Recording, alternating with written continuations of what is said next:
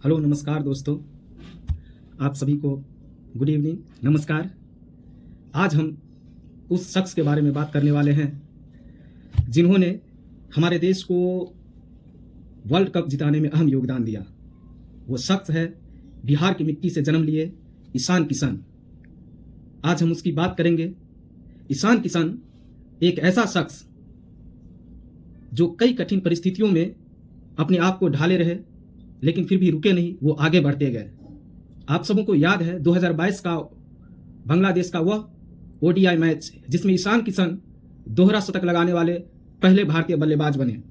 इसके बाद उनके जीवन में एक ऐसा पल आया जिन्होंने उसे कठिन परिस्थितियों में डाल दिया। उनका सेंट्रल कॉन्ट्रैक्ट उनसे ले लिया गया।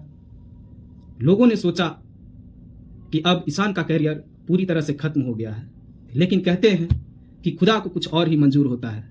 यदि आपके अंदर वो जज्बा है, वो लगन, वो साहस है, तो आप कभी भी अपने जीवन में क्विट नहीं कर सकते। कहा जाता है कि जीत सामने खड़ा हो तू लड़ तो सही, जीत सामने खड़ा हो तू लड़ तो सही, और समय भी परिस्थितियां बदलती है मेरे दोस्त, तू अपनी जिद पर अड़ तो सही। यही चीज हुआ ईशान किशन के साथ। परिस्थितियां उनकी बदल गई, उनके जीवन में कठिनाइयां आई। सेंट्रल कॉन्ट्रैक्ट छीन जाने के बाद भी उन्होंने हार नहीं माना, बल्कि वो लगातार डोमेस्टिक में परफॉर्मेंस करते रहे।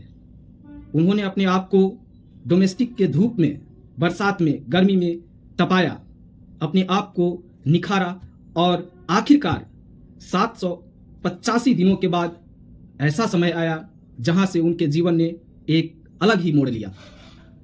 अचानक से ईशान किशन को 2026 के T20 वर्ल्ड कप के मुकाबले में खेलने के लिए वाइल्ड कार्ड मिला, और ईशान किशन ने इस वर्ल्ड कप में अपने बल्ले से प्रतिद्वंदियों के ऊपर करारा प्रहार किया और भारत को यह वर्ल्ड कप जिताने में बहुत बड़ा योगदान दिए।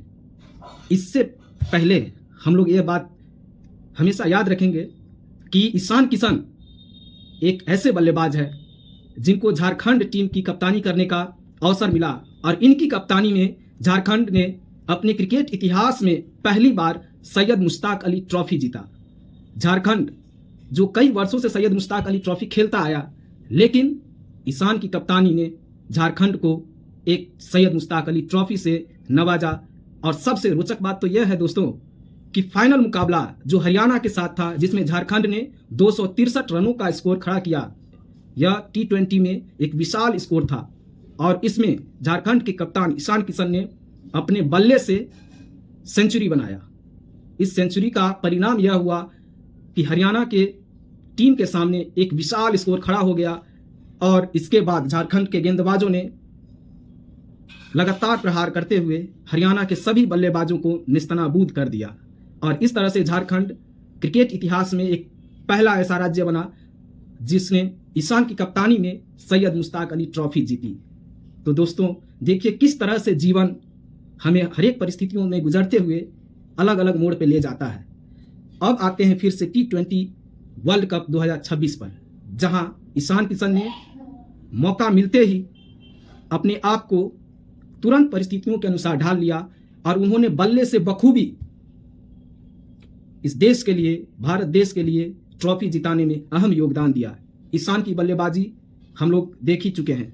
उनके बल्ले से करारा प्रहार जिसको देखकर प्रतिद्वंदियों के छक्के छूट जाते हैं। ईशान ने लगातार हर एक मैच में बहुत ही बढ़िया प्रदर्शन किया। अंततः फाइनल मैच में भी ईशान किशन ने संजू सैमसन, अभिषेक शर्मा के साथ मिलकर शानदार अर्धशतक लगाया और देश को T20 वर्ल्ड कप का खिताब जिताया।